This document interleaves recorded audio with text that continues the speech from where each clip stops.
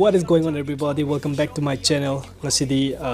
aina ngandoi se aina magic tawba tamda trick tawba tamda kai mo soido khragadi. What if I go wrong? Soi gi taradi kamai tawna deal tawani. Aina utoi se aina ulak trick se ai je soi rabne perform tawda soi rabne si trick se dynamo na tawbne to perform am tawbne thingna ba su yare do aina soi gi se aina kamai tawga mu haidi soi re je khangan da bi da kamai tawga mu sep to ke da do yeng ge tawne si trick se ye ga se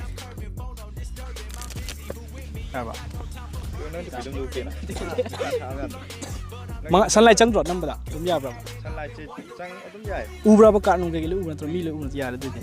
shema live thai ro na te di ma ro video calling tai ro o ka su kai de video calling oi de su kai de de su kai de koi mi ka chang lo card kan khan ne ko card ka khan ne ko sisu misdirection ai to de sinu da ai card trick to na koi viewers sing ya koi mar kha ya sounding ba ai card trick na tab su dum tong khol ke do id card ti hok ne ba card mission ne ba ai di close up mission ne card si dum sine ba ai card se dum pui card ke tum me ba aduna card ke dum ulake adum nungai ta ba yeng se ko nang card kholon amek ta apam ba aduga first card sing to mana de ko ai post to na de ko to mana de ko nang nam khale na dum yeng jaw ro nang cham khale aduga akoi se da kanon na mi se khan bai da ta ma khalo ma da video calling gi da gi sa chong de ma khan sa de ma ko se mo khan ko na manga sur ba manga sur ko car cha sing badi amma khan ga thi ba do adu ne ba taw nai sa aina ji try taw do sin na manga ne ko okay yeng je ba ko मैं का तो cow दिया दिको मैं खना यु का तो cow दिया दिको मैं का मंगा मैं खल्लब ने बा तो काउ दिया दे ए का से ये सही मरी इन सुबह का ने का तो स्प्रेड तो या दे पल मैंने ओके आइना पाम से डिफरेंट लोकेशन दा नई का सिंग तो संगन बने बा वेस यार काउ दिया दिको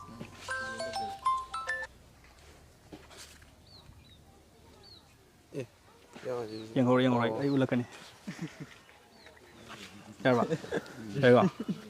yarba tau doi sik mun ne ngo slide of hand plus misdirection ko ai tau doi se kat kham bi oi ko nang ja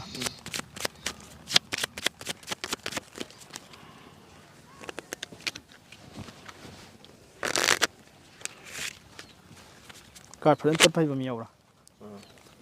yawa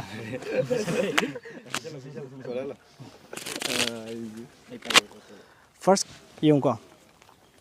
to to ya se ai samja lage first card to kana gi no di khang de ai first card se ai smai to ke ko mai okay ko sikna na mai ni ko first card ya ko pai thro pani matanda adagi second card na second card se aina 32 subu da yawa kana gi no second card nai na tra 32 subu da yawa thi bu da yawm ta ing oi ra exactly 32 da yawa 32 da mon de stop hai la ke nang stop hai ron jaga am da stop hida se chumbre mon nang card chumme kimala chu lo chummi na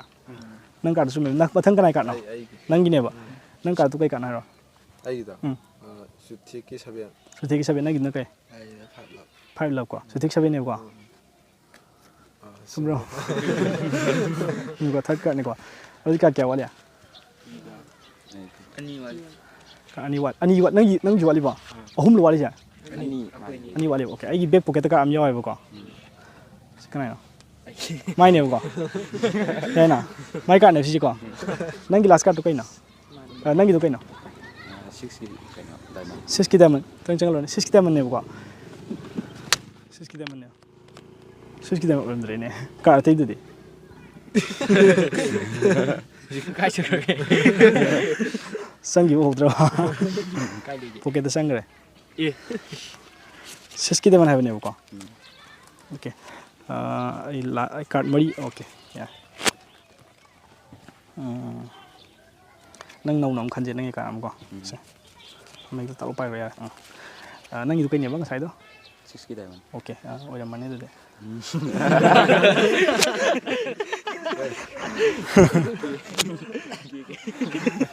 ꯆꯨꯝꯃꯤꯀꯣ ꯑꯗꯣ ꯑꯩꯅ ꯁꯣꯏꯕ ꯃꯇꯥꯡꯁꯤ ꯀꯔꯝꯕ ꯃꯇꯥꯡꯗ ꯁꯣꯏꯕꯅꯣ ꯅꯣꯏ ꯈꯪ ꯇꯥꯔꯒꯗꯤ comment ꯍꯥꯏꯔꯝꯃꯣ ꯑꯁꯦꯡꯕꯗꯤ ꯀꯩꯅꯣꯅꯦ ꯑꯗꯣ ꯍꯧꯖꯤꯛꯀꯤ ꯇ꯭ꯔꯤꯛꯇꯨꯗ ꯑꯩꯅ ꯁꯣꯏꯁꯦ ꯀꯔꯝ ꯀꯥꯟꯗ ꯁꯣꯏꯒꯦ ꯍꯥꯏ ꯃꯇꯝꯗ ꯑꯩꯅ ꯂꯥꯁꯀꯤ ꯀꯥꯔꯠꯇꯣ ꯃꯥꯏ ꯀꯥꯔꯠꯇꯣ ꯀꯩꯅꯣ ꯍꯥꯏꯔꯒ ꯑꯩꯅ ꯄꯥꯏꯗꯣ ꯑꯣꯏꯔꯝꯒꯗꯧꯕꯅꯦꯕ ꯑꯗꯨ ꯑꯣꯏꯔꯝꯗ꯭ꯔꯕꯗꯣ ꯑꯗꯨꯗ ꯑꯩꯅ ꯀꯥꯔꯠ ꯂꯧꯊꯣꯛꯑꯒ ꯃꯉꯣꯟꯗ ꯑꯃꯨꯛ ꯃꯥꯅ ꯈꯜꯂꯤꯕ ꯀꯥꯔꯠꯇꯣ ꯑꯣꯏꯔꯝꯗꯕꯗꯨꯗ ꯑꯃꯨꯛ ꯀꯣꯟꯅ ꯃꯉꯣꯟꯗ ꯀꯥꯔꯠ ꯑꯃ ꯄꯤꯔꯒ ꯑꯃꯨꯛꯀ ꯍꯥꯏꯗꯤ ꯀꯃꯥꯏꯅ ꯇ꯭ꯔꯤꯛꯇꯣ ꯁꯣꯏꯌꯦꯗꯣ ꯈꯪꯍꯟꯗꯕ ꯍꯥꯏꯇꯥꯔꯦ ꯃꯣꯏꯗ ꯑꯁꯦꯡꯕꯗꯤ ꯁꯣꯏꯔꯕꯅꯦꯕ ꯑꯩꯅ ꯇꯧꯔꯤꯗꯣ ꯑꯗꯣ ꯁꯨꯃꯥꯏꯅ ꯁꯣꯏꯕꯁꯨ ꯑꯗꯨꯝ ꯃꯌꯥꯝ ꯌꯥꯎꯋꯦ ꯁꯣꯏ ꯇꯥꯔꯒꯁꯨ ꯑꯗꯨꯝ ꯍꯥꯏꯗꯤ ꯐ꯭ꯂꯣ ꯑꯃꯗ ꯑꯗꯨꯝ ꯍꯦꯟꯕ ꯍꯥꯏꯇꯥꯔꯦ ꯀꯟꯇꯤꯅ꯭ꯌꯨꯁ ꯇꯧꯕ ꯑꯗꯨꯃꯥꯏꯅ ꯃꯣꯏ ꯂꯤꯂꯥꯗ ꯇꯧꯏ ꯂꯤꯂꯥ ꯊꯣꯛꯑꯒ ꯁ꯭ꯇꯦꯖꯇ ꯋꯥ ꯉꯥꯡ ꯁꯣꯏꯗꯣꯛꯈ꯭ꯔꯒ ꯑꯗꯨꯝ ꯁꯦꯝꯖꯤꯟꯕꯗꯣ ꯑꯗꯨꯒꯤ ꯇꯥꯏꯞꯇ ꯇ꯭ꯔꯤꯛꯇꯁꯨ ꯑꯗꯨꯃꯥꯏꯅ ꯇꯧꯕ ꯌꯥꯎꯋꯦ